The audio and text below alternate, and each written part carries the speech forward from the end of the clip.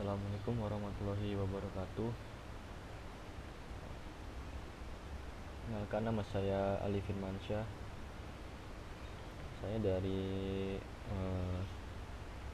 Teknik Informatika Fakultas Sains dan Teknologi dari Universitas Pancasila di Bekasi ya. Di sini saya akan membuat sebuah video tentang sebuah materi pada mata kuliah Pendidikan Agama Islam ya, pada semester 2. Di sini untuk memenuhi proyek ujian tengah semester genap tahun 2021. Mata kuliah di sini Pendidikan Agama Islam dengan nama dosen pengampu di sini Bapak Son Haji SAGMM. Langsung saja saya akan menjelaskan sebuah materi ya. Nah, di sini saya sudah membuat beberapa soal. Masing-masing materi ini saya buat 10 soal ya, 10 soal dan saya sekaligus ada jawabannya. Temanya di sini tentang ma'rifatullah ya. Langsung saja, ini nomor pertama, nomor 1. Seseorang tidak akan mampu menggapai derajat ma'rifatullah sebelum dia sadar serta mengenal dirinya sendiri. Oleh karena itu, manusia dapat mencapai derajat ma'rifatullah tergantung pada kemampuannya kesadaran dalam mengenal diri sendiri. Juga sebaliknya, manusia yang mengenal dirinya dan mengenal Tuhannya melalui tanda-tanda kauniyah atau wahyu maupun akliyah akal. Ini adalah konsep ma'rifatullah dari di sini jawabannya B ya, Al-Ghazali. Jadi di sini Al-Ghazali ini menjelaskan bahwa ini seseorang itu tidak akan mampu menggapai derajat ma'rifatullah sebelum dia sadar serta mengenal dirinya sendiri. Seperti itu intinya dari Al-Ghazali ya. Lanjut nomor 2, di sini soalnya di sini ma'rifat adalah bila seorang hamba Allah Subhanahu wa taala sudah mencapai ma'rifat, maka pikiran-pikirannya akan menjadi sarana ilham sehingga memunculkan kearifan dan kebijaksanaan yang tinggi serta dikaruniai hikmah yang luas yang menyebabkan seorang tersebut penuh dengan hati yang tentram. Ini merupakan konsep ma'rifatullah dari di sini pilihannya ada Rumi, Al-Husain bin Mansur Al-Hajj, Rumi, Al-Ilham. Di sini jawabannya B ya, Al-Husain bin Mansur Al-Hajj. Nah, seperti ini konsep ma'rifat dari Al-Husain bin Mansur Al-Hajj. Di nomor 3, di sini soalnya merupakan pemberian dari Allah atas segala kekuasaan dan kasih sayangnya sehingga tidak akan sampai pada tingkat ma'rifat tanpa adanya usaha yang kuat serta keriduan dan anugerah dari Allah. Ya, ini konsep dari di sini jawabannya C ya, Zu'al-Nun. Nah, Zu'al-Nun ini menjelaskan bahwa ma'rifat itu merupakan pemberian dari Allah atas segala kekuasaan dan kasih sayangnya. Nah, seperti ini pendapat dari Zu'al-Nun tentang ma'rifatullah. Lanjut nomor 4. Ma'rifat berawal dari pertama kalinya Allah mengajarkan Nabi Adam tentang nama-nama benda dari segala ciptaannya, terutama dunia, agar manusia selalu mempelajari segala tanda-tanda kebesarannya di bumi ini agar terungkap kebenaran dan pengetahuan tentang ciptaannya sebagai landasan untuk mengenal Allah Subhanahu wa taala dekat. Sebagaimana dalam hadis qudsi disebutkan bahwa aku adalah harta berharga yang tersembunyi dan aku ingin diketahui sehingga aku menciptakan dunia. Adalah pendapat dari sini jawabannya Rumi ya. Rumi sini menjelaskan bahwa ma'rifat ini menganalogikan ya, ma'rifat ini berawal dari pertama kalinya Allah mengajarkan Nabi Adam tentang nama benda. Nah, seterusnya dijelaskan oleh Rumi seperti itu. Lanjut nomor 5. Zu'al-Nun al-Misri membagi pengetahuan tentang Allah Subhanahu wa taala menjadi 3 macam, yaitu ma'rifat al-tauhid awam, ma'rifat al-burhan wal istidlal atau khas, ma'rifat hakiki hawas al-hawas.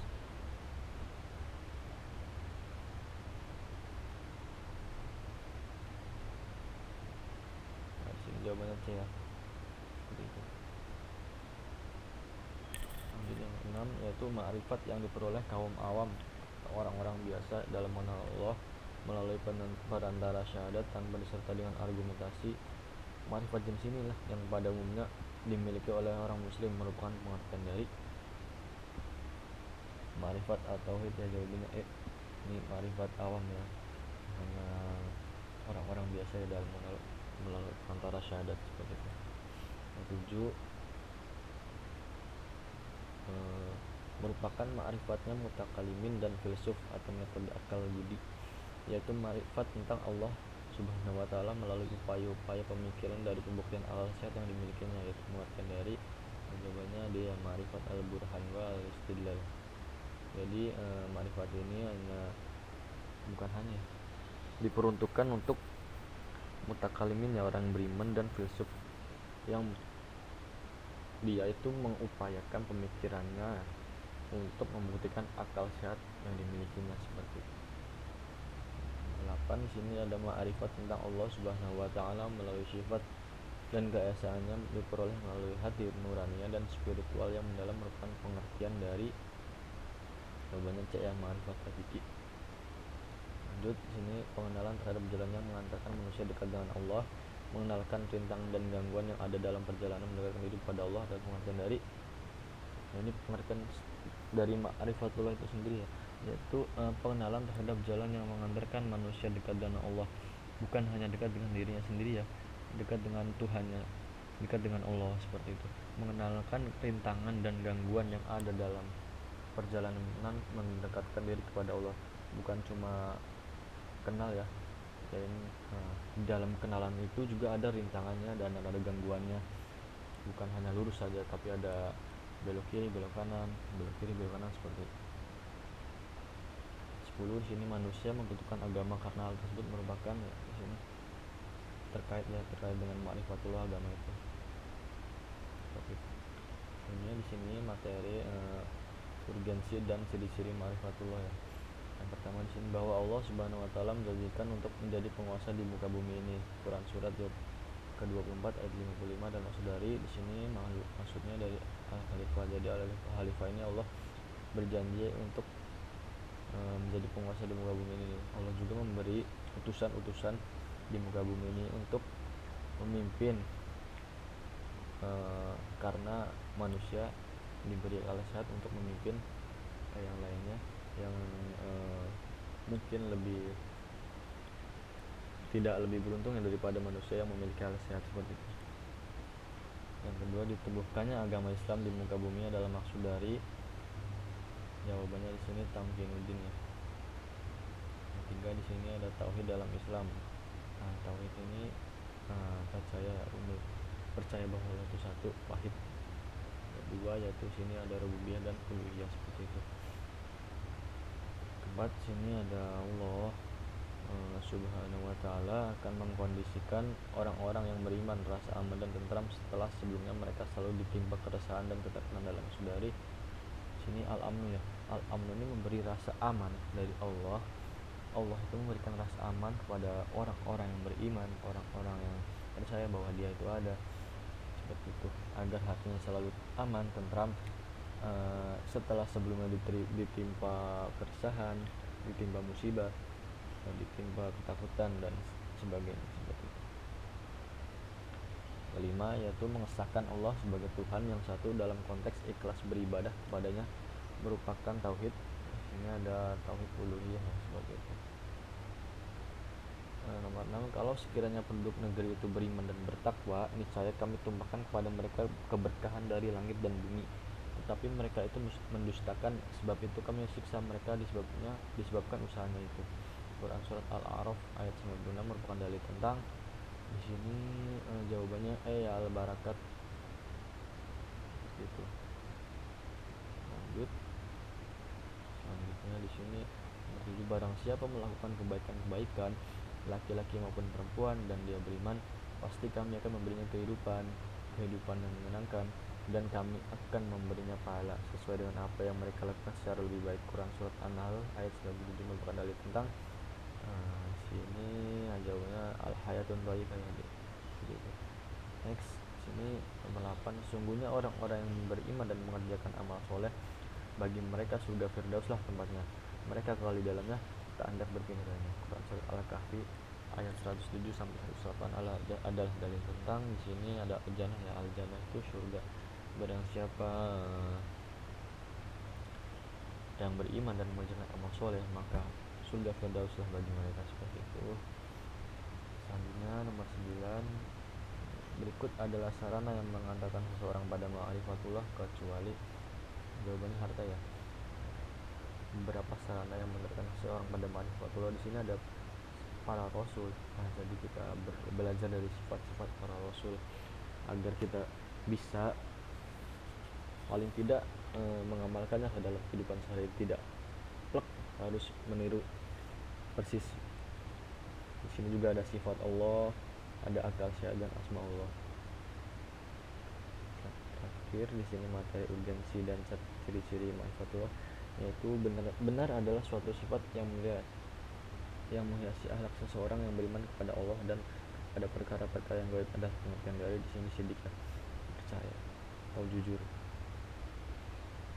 Selanjutnya yang terakhir di sini materi yang ketiga ada materi ma'rifatullah dan pendidikan akhlak.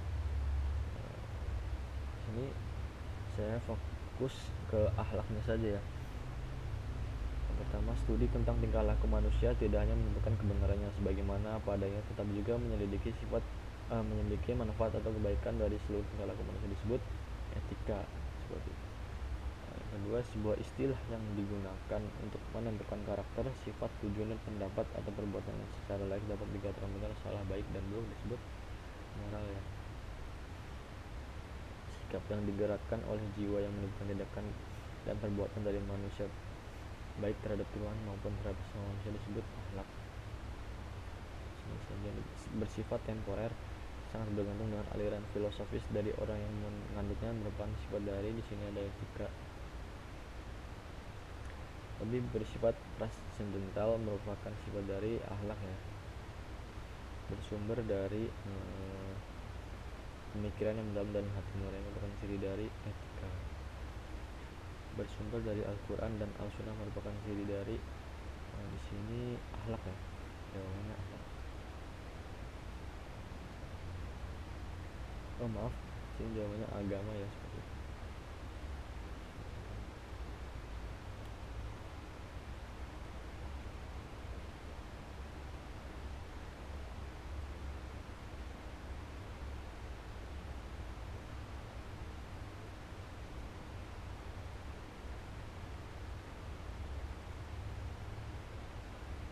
Kemampuan akhlak kepada Allah diantaranya kecuali di sini menyembah kepada selain Allah.